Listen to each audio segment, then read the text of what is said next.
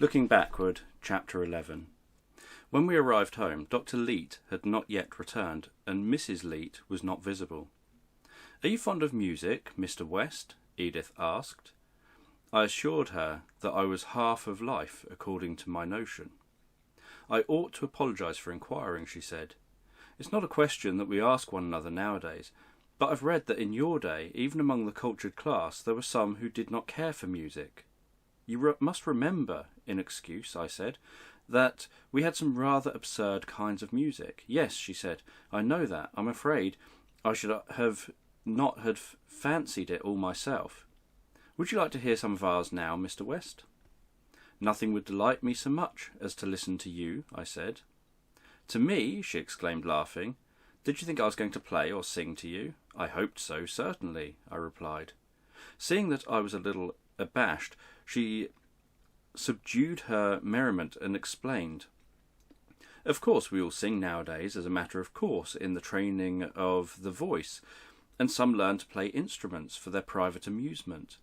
But the professional music is so much grander and more perfect than any performance of ours, and so easily commanded when we wish to hear it, that we don't think of calling our singing or playing music at all. All the really fine singers and players are in the musical service, and the rest of us hold our peace for the main part. But would you really like to hear some music?" I assured her once more that I would. "Come then, into the music room," she said, and I followed her into an apartment finished without hangings in wood, with the floor of polished wood. I was prepared for new devices in musical instruments, but I saw nothing in the room which by any stretch of imagination could be conceived as such. It was evident that my puzzled appearance was affording intense amusement to Edith. "Please look at today's music," she said, handing me a card, "and tell me what you would prefer. It is now 5 o'clock, you'll remember." The card bore the date September 12th, 2000, and contained the longest programme of music I'd ever seen. It was as various as it was long, including a most extraordinary range of vocal and instrumental solos, duets, quartets, and various orchestral combinations. I remained bewildered by the prestigious list until Edith's pink fingertip indicated a particular section of it, where several selections were bracketed with the words 5 p.m. against them. Then I observed that this prodigious programme was an all-day one, divided into 24 sections, answering to the hours. There were but a few pieces of music in the 5 p.m. section, and I indicated an organ piece as my preference. "I'm so glad you like the organ," she said. "I think there is scarcely any music that suits my mood oftener." She made me sit down comfortably, and crossing the room, so far as I could see, merely touched 1 or 2 screws, and at once the room was filled with the music of a grand organ anthem. Filled, not flooded, for by some means the volume of melody had been perfectly graduated to the size of the apartment. I listened, scarcely breathing, to the close. Such music, so perfectly rendered, I'd never expected to hear. "Grand!" I cried, as the last great wave of sound broke and ebbed away into silence. "Bach must be at the keys of the organ. But where is the organ?" "Wait a moment, please," said Edith. "I want to have you listen to this waltz before you ask any questions. I think it's perfectly charming." And as she spoke, the sound of violins filled the room, with the witchery of a summer night. When this had also ceased, she said, "There is nothing in the least mysterious about the music, as you seem to imagine. It is not made by fairies or genii, but by good, honest, and exceedingly clever human hands. We've simply carried the idea of labour-saving by cooperation into our musical service, as into everything else. There are a number of music rooms in the city perfectly adapted acoustically to the different sorts of music. These halls are connected by telephone with all the houses of the city whose people care to pay the small fee, and there are none, you may be sure, who do not. The corps of musicians attached to each hall is so large that although no individual performer or group of performers has more than a brief part, each day's programme lasts through the 24 hours. There are on the card for today, as you will see if you observe closely, distinct programs of 4 of the concerts, each of a different order of music from the others, being now simultaneously performed. Any one of the 4 pieces now going on that you prefer, you can hear by merely pressing the button which will connect your house wire with the hall where it's being rendered. The programs are so coordinated that the pieces at any one time, simultaneously proceeding in the different halls, usually offer a choice, not only between instrumental and vocal, and between different sorts of instruments, but also between different motives, from grave to gay, so that all tastes and moods can be suited. It appears to me, Miss Leet, I said, that if we could have devised an arrangement for providing everybody with music in their homes, perfect in quality, unlimited in quantity, suited to every mood, and beginning and ceasing at will, we should have considered the limit of human felicity already attained, and ceased to strive for further improvements. I'm sure I never could imagine how those among you were dependent at all on music managed to endure the old-fashioned system for providing it, replied Edith. Music really worth hearing must have been, I suppose, wholly out of reach of the masses, and attainable by the most favoured only occasionally, at great trouble, prestigious expense, and for the brief periods arbitrarily fixed by somebody else, and in connection with all sorts of undesirable circumstances. Your concerts, for instance, and operas, how perfectly exasperating it must have been, for the sake of a piece or two of music that suited you, to have to sit for hours listening to what you did not care for. Now at dinner one can skip the course one does not care for. Who would ever dine, however hungry, if required to eat everything bought on the table? And I'm sure one's hearing is quite as sensitive as one's tastes. I suppose it was these difficulties in the way of commanding really good music which made you endure so much playing and singing in your homes by people who had only the rudiments of the art. Yes, I replied. It was that sort of music, or none, for most of us. Oh well, Edith sighed. When one really considers, it's not so strange that people in those days so often did not care for music. I dare say I should have detested it too. Did I understand you rightly, I inquired, that this musical programme covers the entire 24 hours? It seems to on the card, certainly. But who is there to listen to music between, say, midnight and morning? Oh, many, Edith replied. Our people keep all hours. But if the music were provided from midnight to morning for no others, it still would be for the sleepless, the sick, the dying. All our bedchambers have a telephone attachment at the head of the bed, by which any person who may be sleepless can command music at pleasure, of the sort suited to the mood. Is there such an arrangement in the room assigned to me? Why, certainly. And how stupid, how very stupid of me, not to think to tell you of that last night. Father will show you about that adjustment before you go to bed tonight. However, and with your receiver at your ear, I am quite sure you'll be able to snap your fingers at all sorts of uncanny feelings if they trouble you again. That evening Dr. Leet asked us about our visit to the store, and in the course of the desultory comparison of the ways of the 19th century and the 20th century which followed, something raised the question of inheritance. I suppose, I said, the inheritance of property is not now allowed. On the contrary, replied Dr. Leet, there is no inference with it. In fact, you'll find, Mr. West, as you come to know us, that there is far less inference of any sort with personal liberty nowadays than you are accustomed to.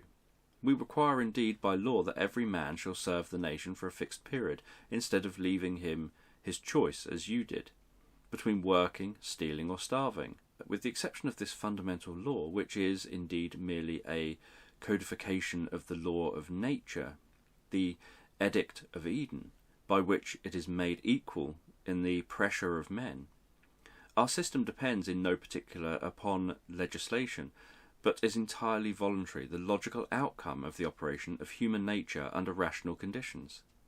This question of inheritance illustrates just that point, The fact that the nation is the sole capitalist and landowner, of course, restricts the individual's possessions to his annual credit, and what personal and household belongings he may have procured with it. His credit, like an annuity in your day, ceases on his death, with the allowance of a fixed sum for funeral expenses. His other possessions he leaves as he pleases. What is to prevent, in course of time, such accumulation of valuable goods and chattels in the hands of individuals as might seriously interfere with equality in the circumstances as citizens? I asked. That matter arranges itself very simply, was the reply. Under the present organisation of society, accumulation of personal property are merely burdensome the moment they exceed what adds to the real comfort. In your day, if a man had a house crammed full with gold and silver plates, rare china, expensive furniture, and such things, he was considered rich, for these things represented money and could at any time be turned into it. Nowadays, a man whom the legacies of 100 relatives simultaneously dying should place in a similar position would be considered very unlucky. The articles not being saleable would be of no value to him except for their actual use or the enjoyment of their beauty. On the other hand, his income remaining the same, he would have to deplete his credit to hire houses to store the goods in, and still further to pay for the services of those who took care of them. You may be very sure that such a man would lose no time in scattering among his friends possessions which only made him the poorer, and that none of those friends would accept more than they could easily spare room for and time to attend to. You see then that to prohibit the inheritance of personal property with the view to prevent great accumulation would be a superfluous precaution for the nation. The individual citizen can be trusted to see that he is not overburdened. So carefully is he in that respect that the relatives usually waive claims to most of the effects of deceased friends, reserving only particular objects. The nation takes charge of the resigned chattels and turns such as are of value into the common stock once more. You spoke of paying for services to take care of your homes, said I. That suggests a question I have several times been on the point of asking. How have you disposed of the problem of domestic service? Who are willing to be domestic servants in a community where all are social equals? Our ladies found it hard enough to find such even when there was little pretence of social equality. It is precisely because we're all social equals, whose equality nothing can compromise, and because service is honourable in a society whose fundamental principles is that all in turn shall serve the rest, that we could easily provide a corps of domestic servants, such as you never dreamed of, if we needed them, replied Dr. Leete. But we do not need them. Who does your housework then? I asked. There is none to do, said Miss Leete, to whom I had addressed this question. Our washing is done at public laundries at excessively cheap rates, our cooking at public kitchens. The making and repairing of all we wear are done outside in public shops. Electricity, of course, takes the place of all fires and lighting. We choose houses no larger than we need, and furnish them so as to involve the minimum of trouble to keep them in order. We have no use for domestic servants. The fact, said Dr. Leete, that you had in the poorer classes a boundless supply of serfs on whom you could impose all sorts of painful and disagreeable tasks made you indifferent to devices to avoid the necessity for them.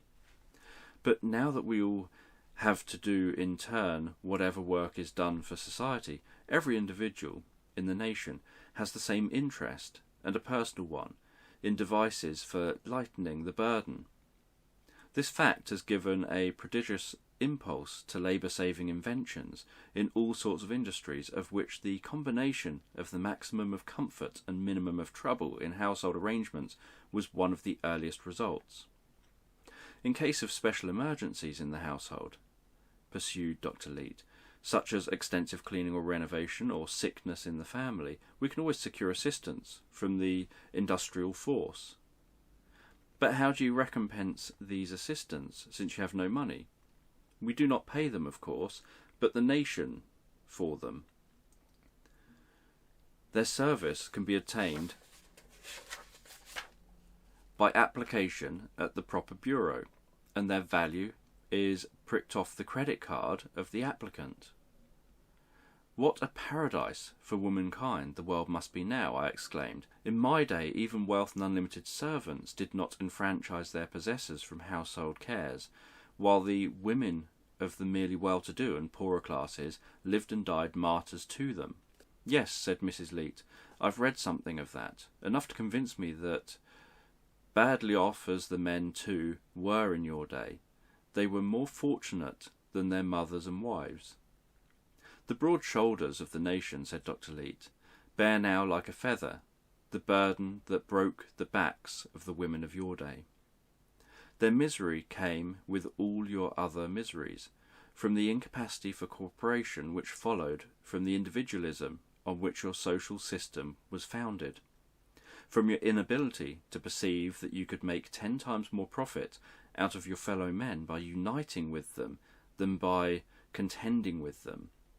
The wonder is not that you did not live more comfortably, but that you were able to live together at all, who were all confessedly bent on making one another your servants, and securing possessions of one another's goods.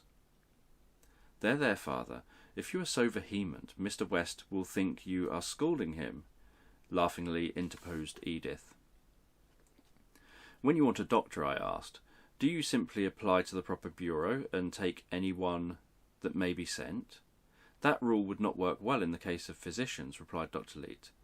The good a physician can do a patient depends largely on his acquaintance with his constitutional tendencies and condition. The patient must be able, therefore, to call in a particular doctor, and he does so just as patients did in your day. The only difference is that instead of collecting his fee for himself, the doctor collects it for the nation by pricking off the amount according to the regular scale for medical attendance from the patient's credit card.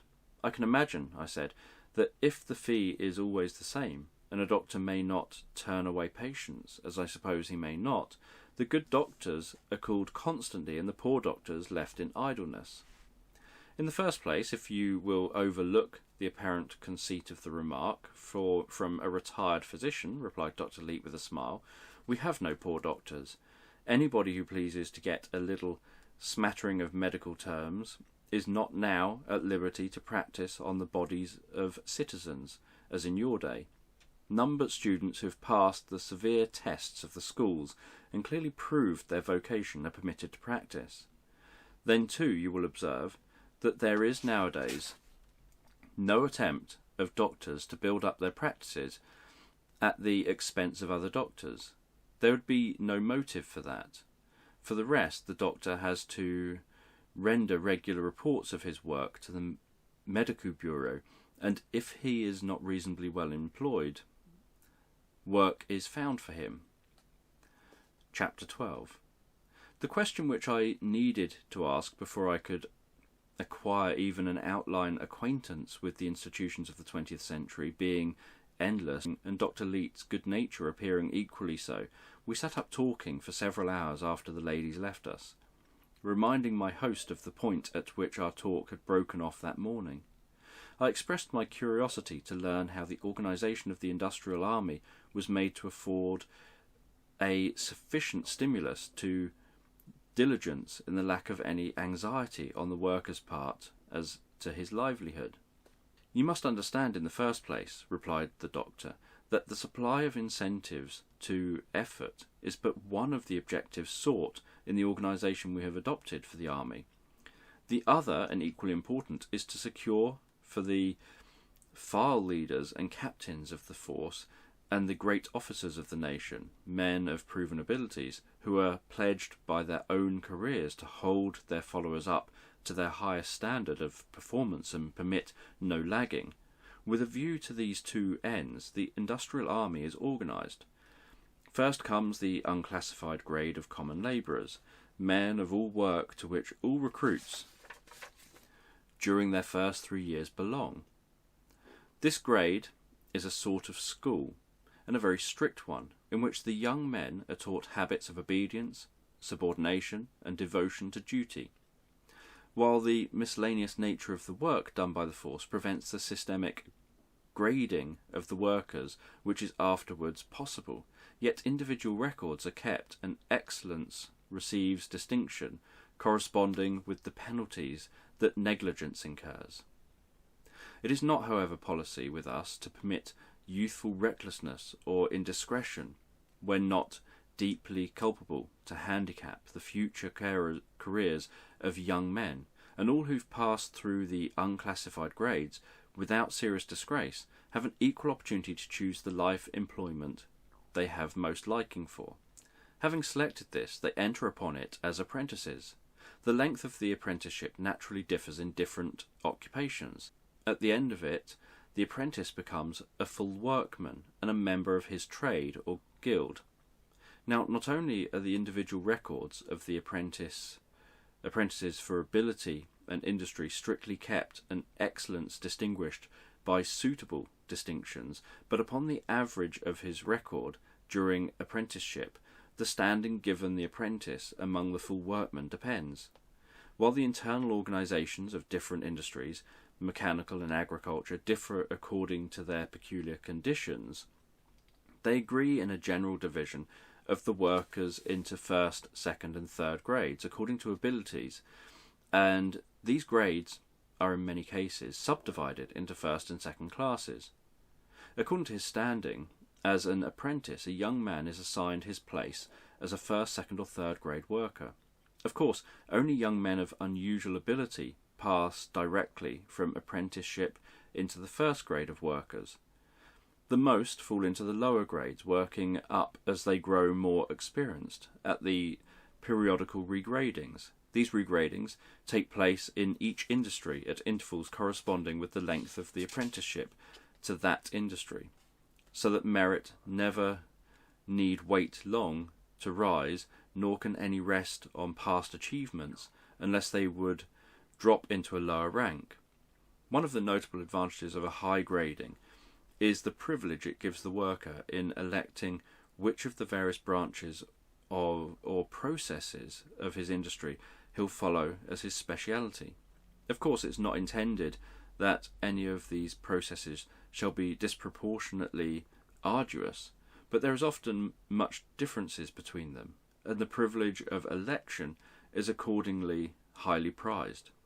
So far as possible, indeed, the preferences even of the poorest workmen are considered in assigning them their line of work, because not only their happiness but their usefulness is thus enhanced.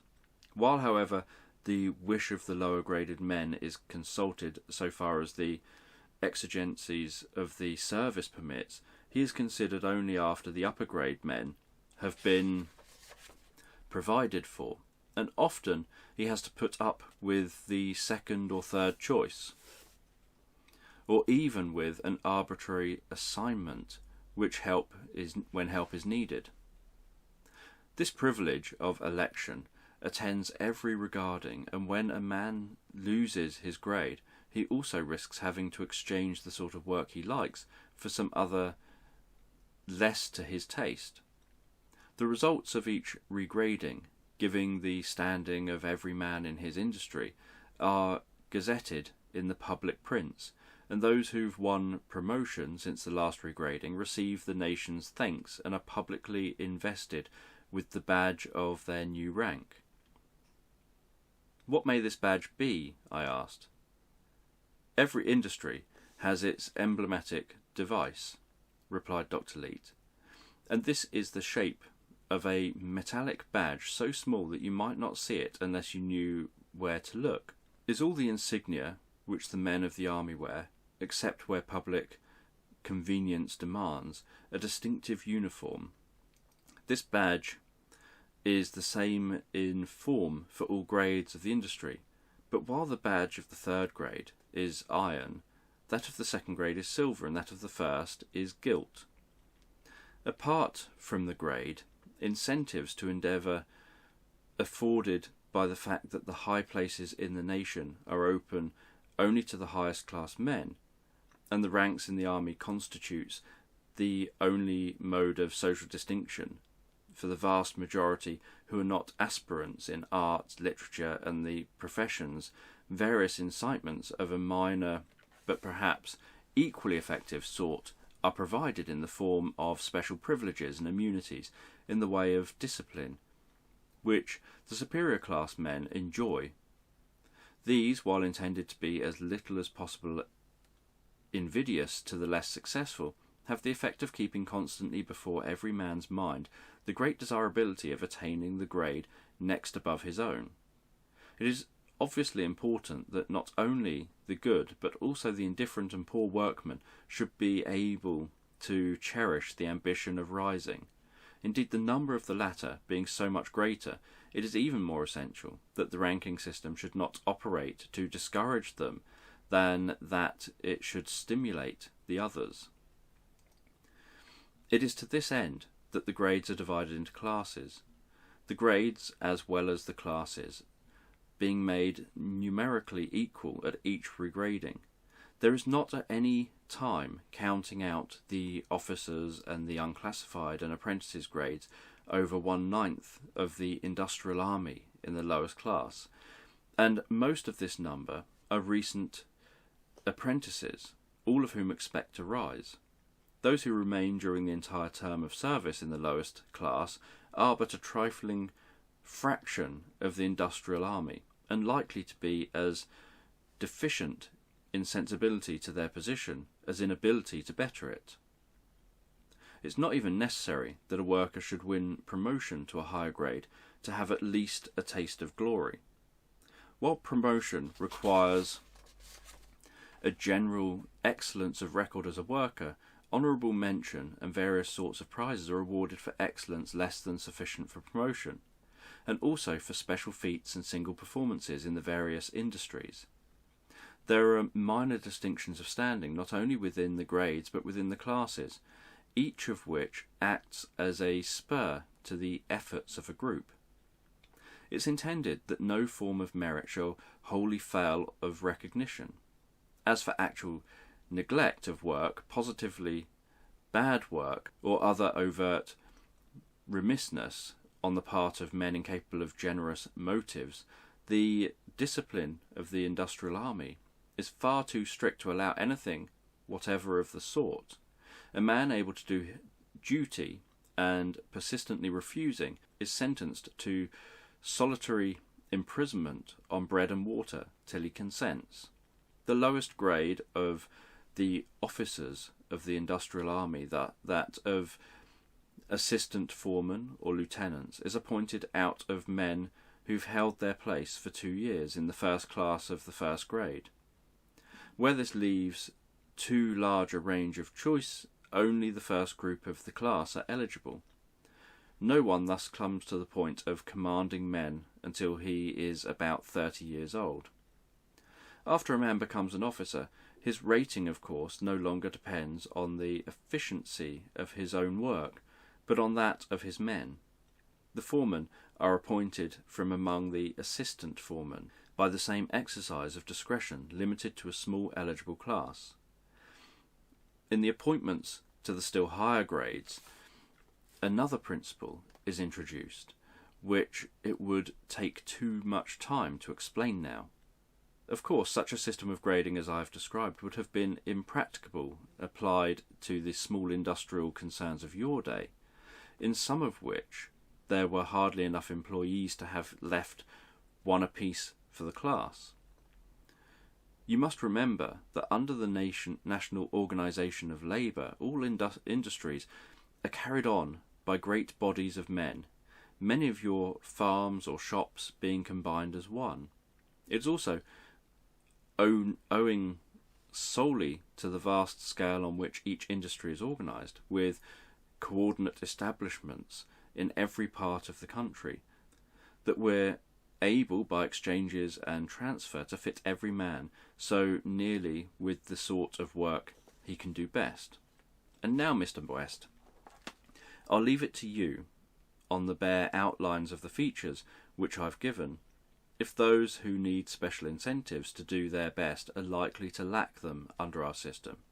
Does it not seem to you that men who found themselves obliged, whether they wished or not, to work, would under such a system be strongly impelled to do their best?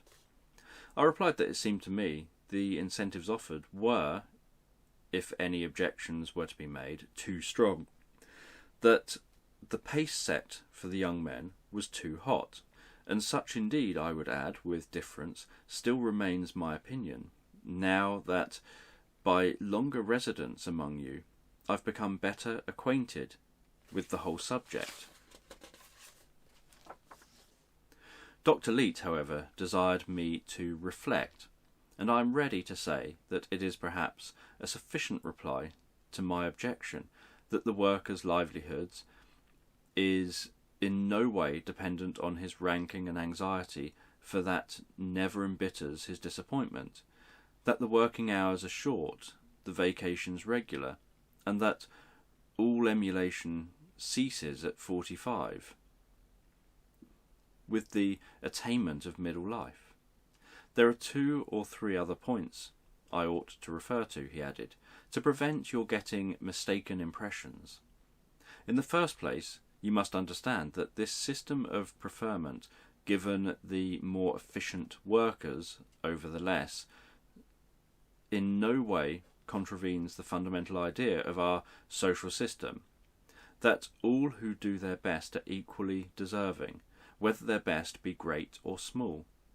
I've shown that the system is arranged to encourage the weaker as well as the stronger, with the hope of rising, while the fact that the stronger are selected for the leaders is in no way a reflection upon the weaker, but in the interest of the common will.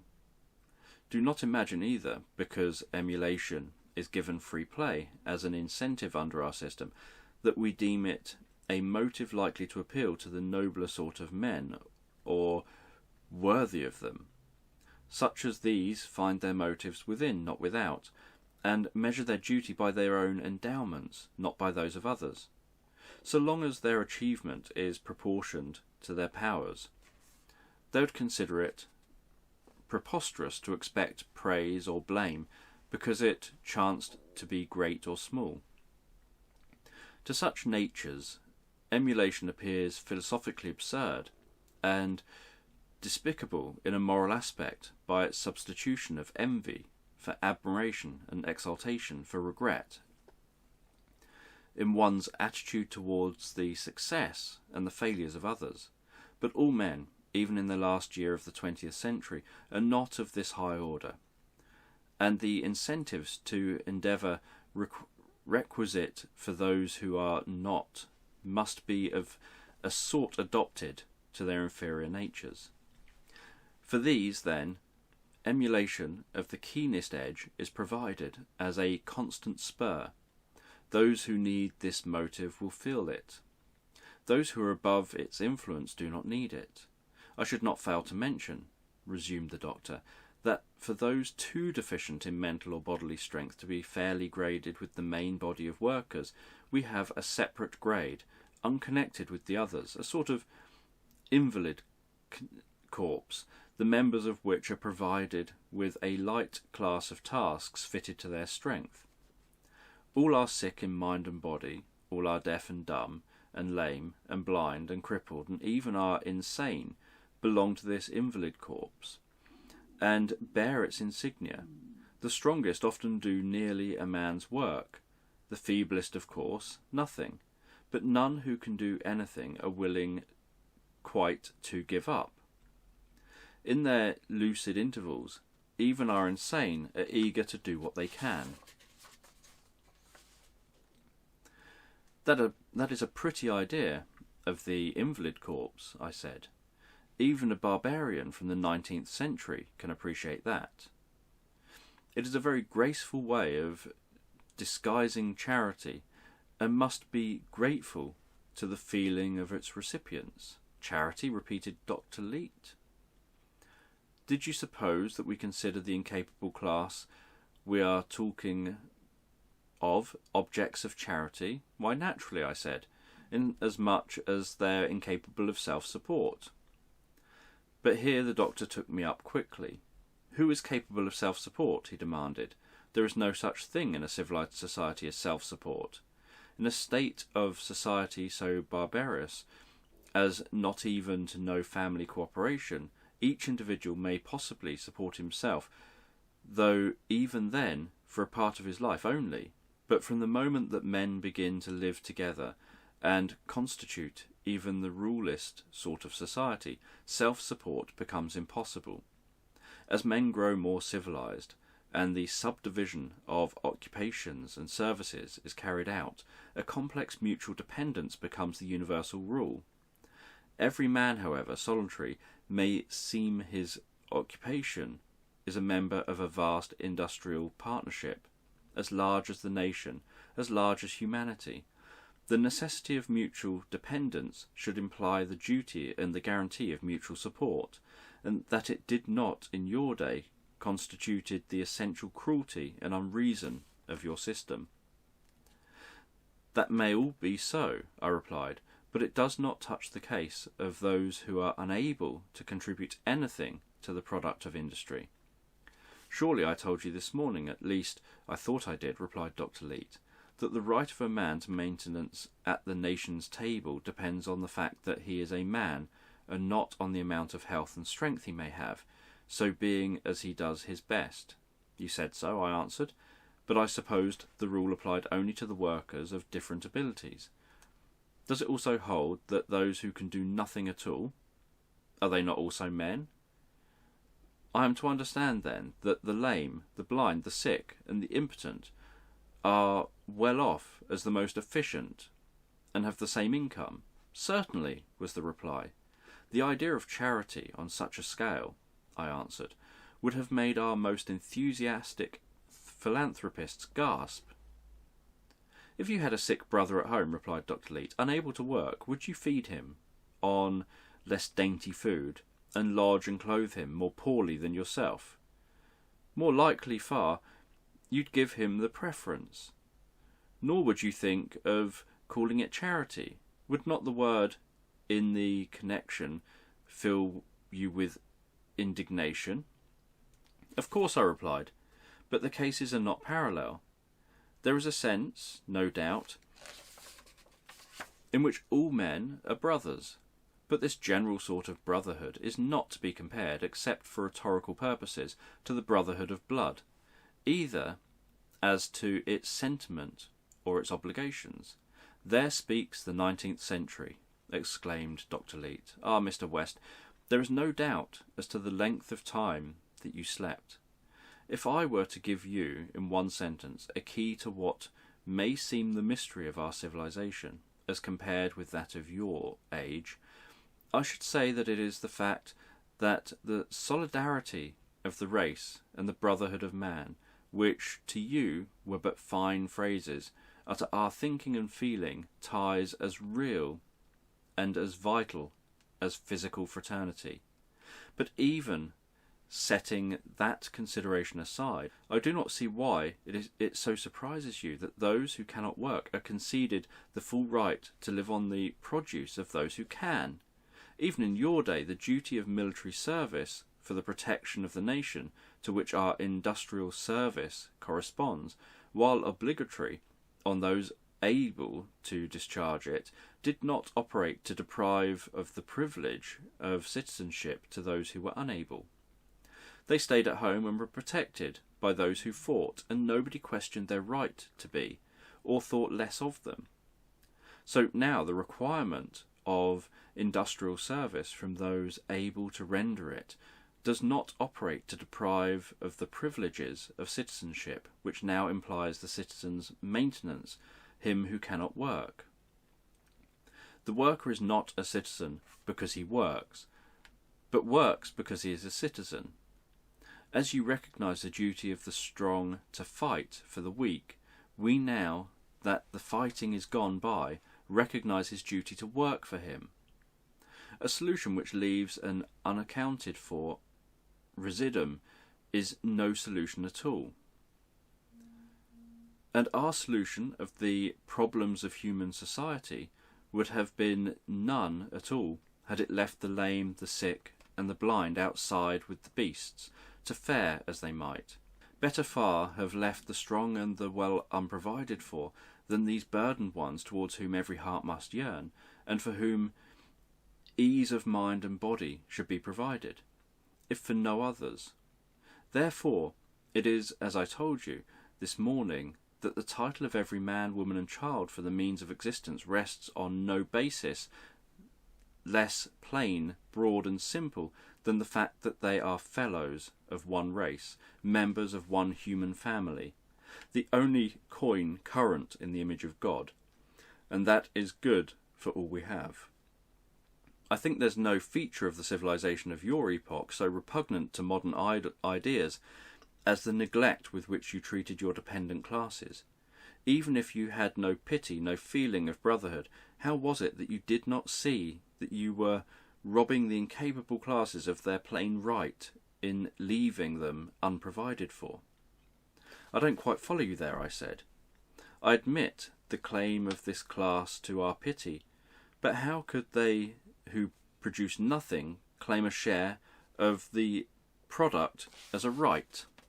How happened it, was Dr. Leet's reply, that your workers were able to produce more than so many savages would have done? Was it not wholly on account of the heritage of the past knowledge and achievements of the race? The machinery of society, thousands of years in contriving, found by you ready-made to your hand. How did you come to be possessors of this knowledge and this machinery which represents 9 parts to 1 contributed by yourself in the value of your product? You inherited it, did you not? And were not these others, these unfortunate and crippled brothers whom you cast out, joint inheritors, co-heirs with you? What did you do with their share? Did you not rob them when you put them off with crusts who were entitled to sit with the heirs? And did you not add insult to robbery when you called the crusts charity? Ah, Mr. West, Dr. Leet continued, as I did not respond.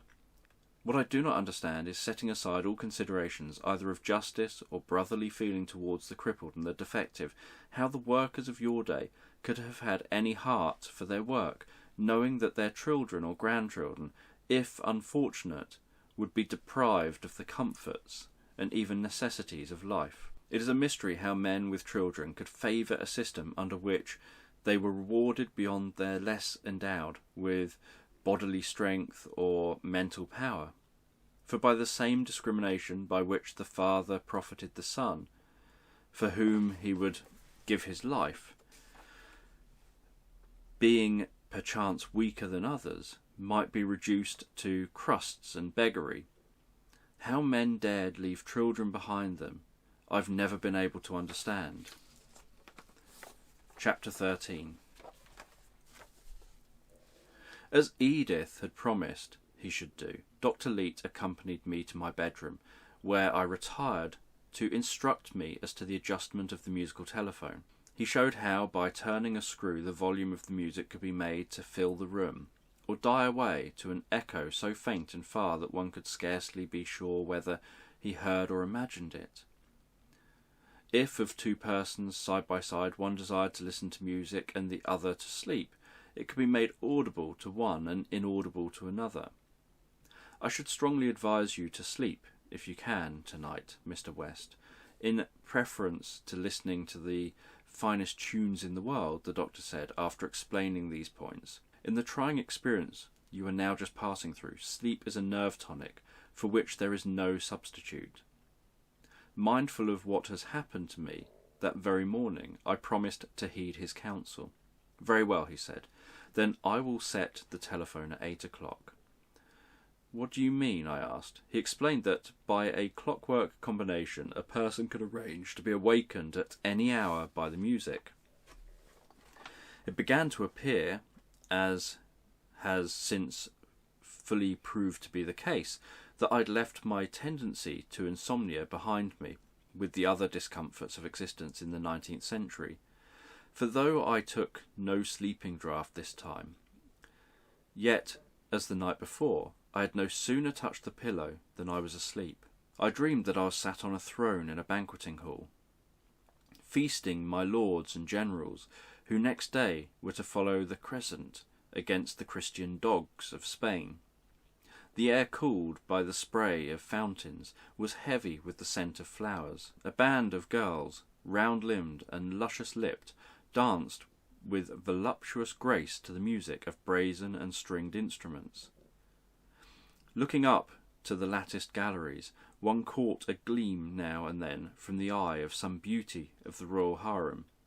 Looking down upon the assembled flower of Moorish chivalry, louder and louder clashed the cymbals, wider and wider grew the strain, till the blood of the desert race could no longer resist the martial delirium. 1,000 scimitars were bared, and the cry, Allah, il Allah, shook the hall and awoke me, to find it broad daylight and the room tingling with the electric music of the Turkish reveille. At the breakfast table, when I told my host of my morning's experience, I learned that it was not a mere chance that that piece of music which awakened me was a reveille. The airs play at one of the halls during the waking hours of the morning were also of an inspiring type. By the way, I said, I've not thought to ask you anything about the state of Europe. Have the societies of the old world also been remodelled? Yes, replied Dr. Leete. The great nations of Europe, as well as Australia, Mexico and parts of the South America, are now organised industrially, like the United States, which was the pioneer of the evolution. The peaceful relations of these nations are assured by a loose form of federal union of worldwide extent. An international council regulates the mutual intercourse and commerce of the members of the union, and their joint policy towards the more backwards races, which are gradually being educated up to civilized institutions. Complete autonomy within its own limits is enjoyed by every nation. How do you carry on commerce without money? I said. In trading with other nations, you must use some sort of money, although you dispense with it in internal affairs of the nation. Oh no, money is as superfluous in our foreign as in our internal relations. When foreign commerce was conducted by private enterprises, money was necessary to adjust it on account of the multifarious complexities of the transactions. But nowadays, it is a function of the nations as units. There are thus only a dozen or so merchants in the world, and their businesses being supervised by the International Council, a simple system of book accounts serves perfectly to regulate their dealings.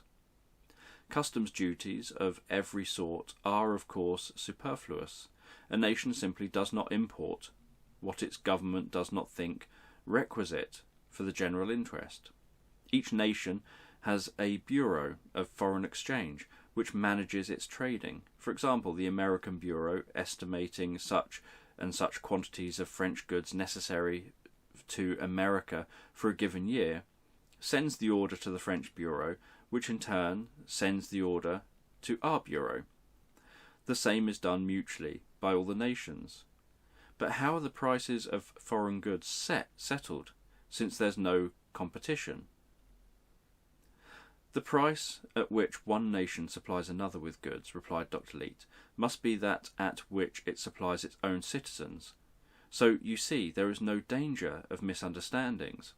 Of course, no nation is theoretically bound to supply another with the product of its own labour, but it is for the interests of all to exchange some commodities. If a nation is regularly supplying others with certain goods, notice is required from either side of any important changes in the relation. But what if a nation, having a monopoly of some natural product, should refuse to supply it to the others, or to one of them. Such a case has never occurred, and could not without doing the refusing party vastly more harm than the other, replied Dr. Leete. In the first place, no favouritism could be legally shown. The law requires that each nation shall deal with the others in all respects on exactly the same footing. Such a course, as you suggest, would cut off the nation adopting it from the remainder of the earth for all purposes whatsoever. The contingency is one that need not give us much anxiety. But, said I, supposing a nation, having a natural monopoly in some product of which it exports more than it consumes, should put the prices away up, and thus, without cutting off the supply, make a profit out of the neighbour's necessities.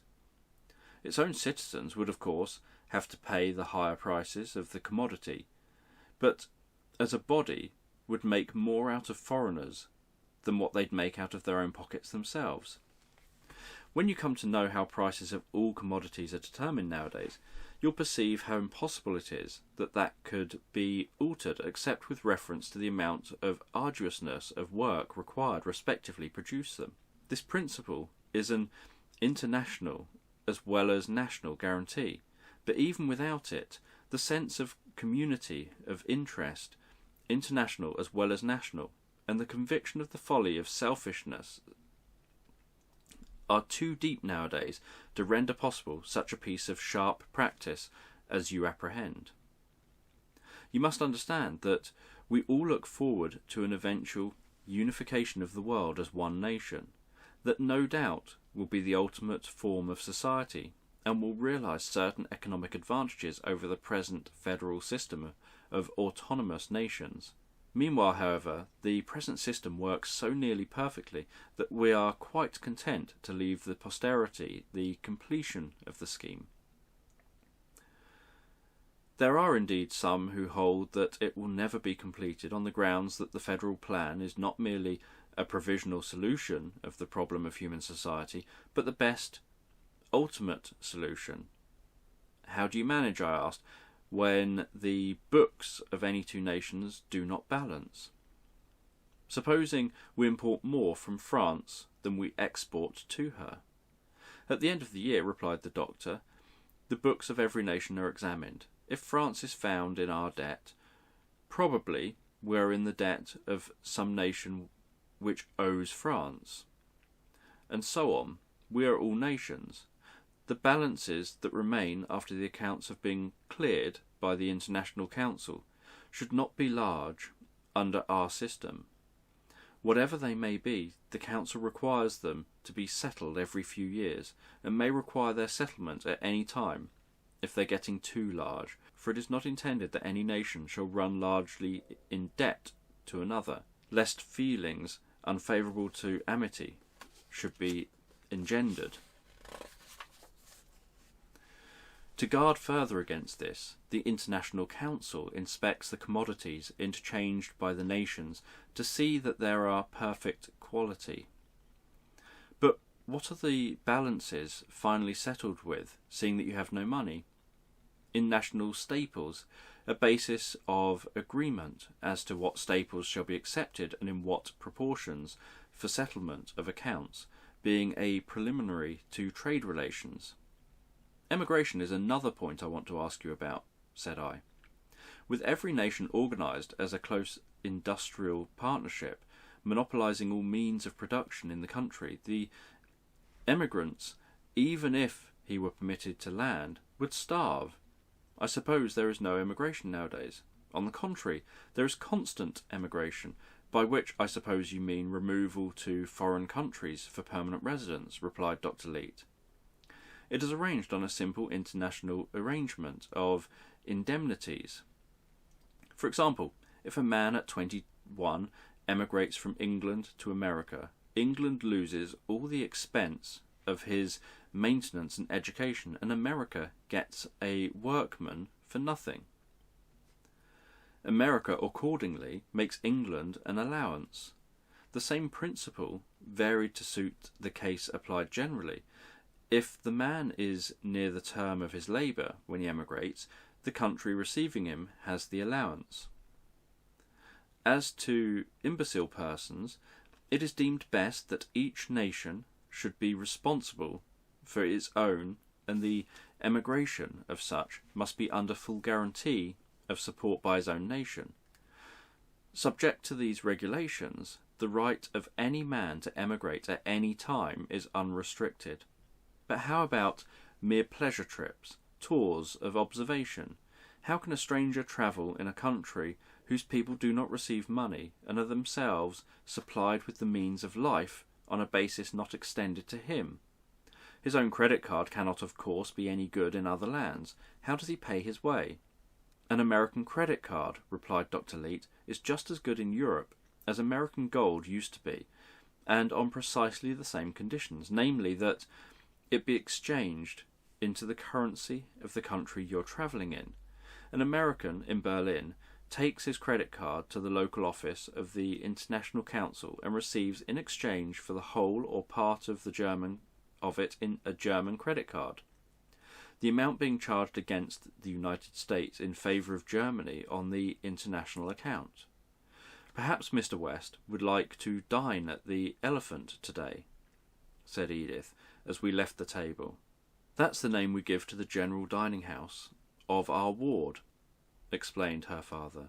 Not only is our cooking done at the public kitchens, as I told you last night, but the service and quality of the meals are much more satisfactory if taken at the dining house. The two minor meals of the day are usually taken at home, as not worth the trouble of going out. But it is general to go out to dine. We've not done so since you've been with us, from a notion that it would be better to wait till you'd become a little more familiar with our ways. What do you think? Shall we take dinner at the dining house today? I said that I should be very much pleased to do so. Not long after, Edith came to me smiling and said, "Last night, as I was thinking what I could do to make you feel at home until you come to be a little more used to us and our ways, an idea occurred to me. What would you say if I were to introduce you to some very nice people of your own time, whom I'm sure you used to be well acquainted with?" I replied rather vaguely that it would certainly be very agreeable, but I do not see how she was going to do that.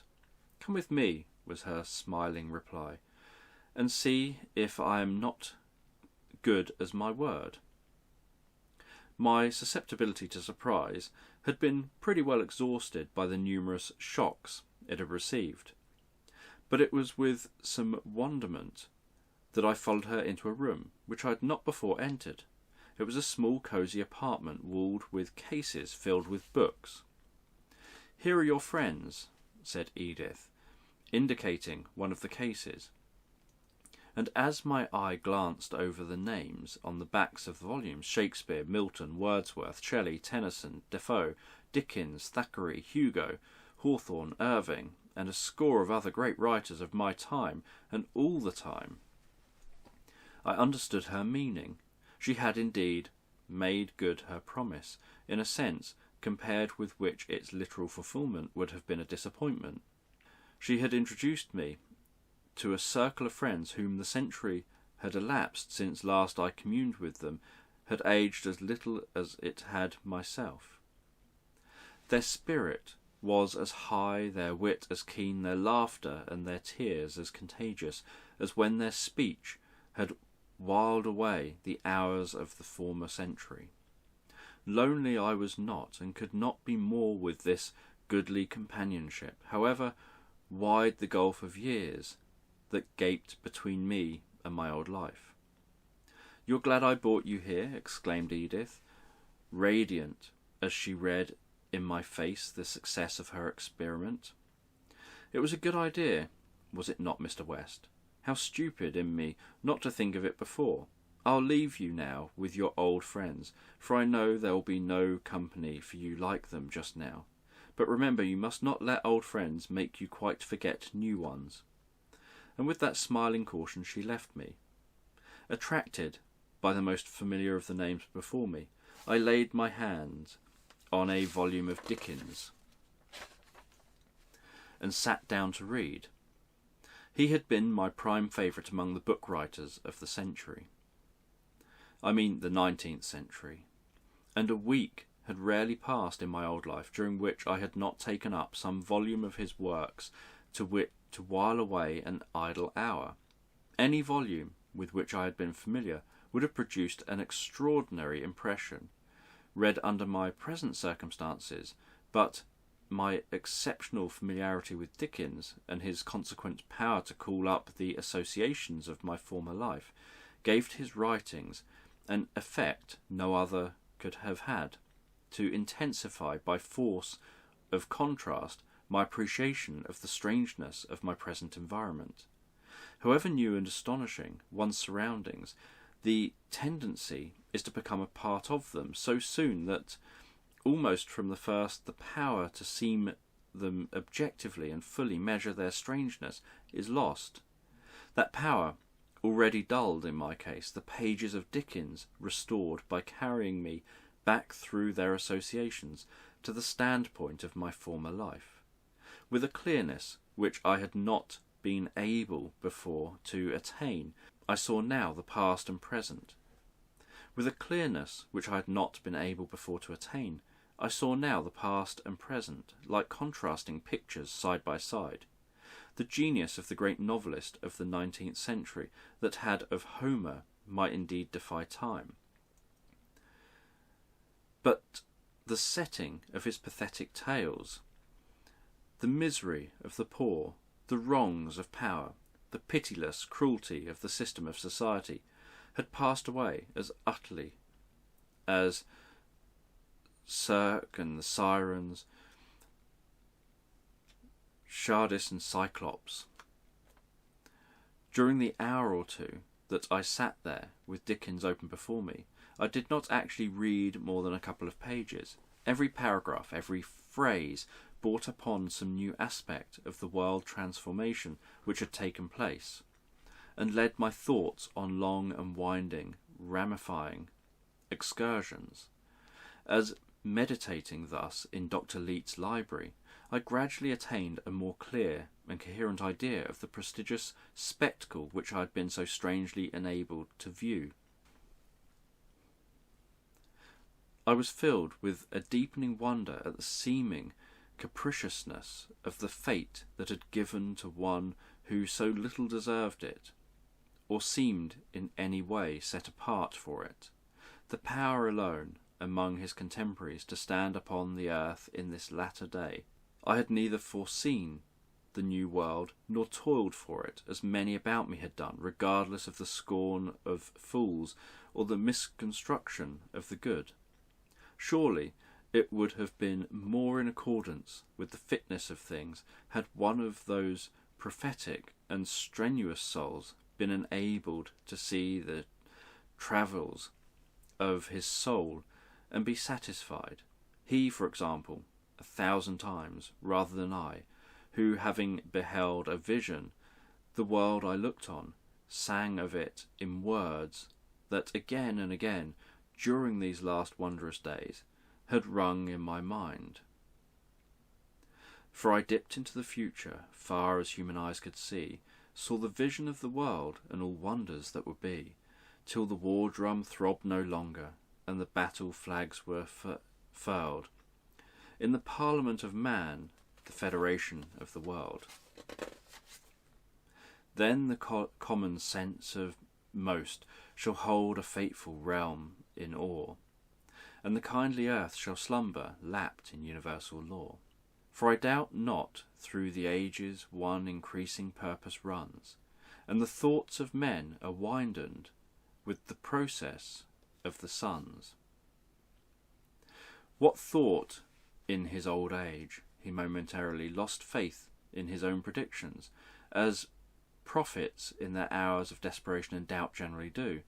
The words had remained eternal testimony to the seership of a poet's heart, the insight that is given to faith. I was still in the library when some hours later Dr. Leet sought me there. Edith told me of her idea, he said, and I thought it an excellent one. Had a little curiosity what writer you would first turn to. Ah, Dickens, you admired him then. That is where we moderns agree with you. Judged by our standards, he overtops all the writers of his age, not because his literary genius was highest, but because his great heart beat for the poor, because he made the cause of the victims of society his own, and devoted his pen to exposing its cruelty and shams. No man of his time did so much as he to turn men's minds to the wrongs and wretchedness of the old order of things, and open their eyes to the necessity of the great change that was coming, although he himself did not clearly foresee it.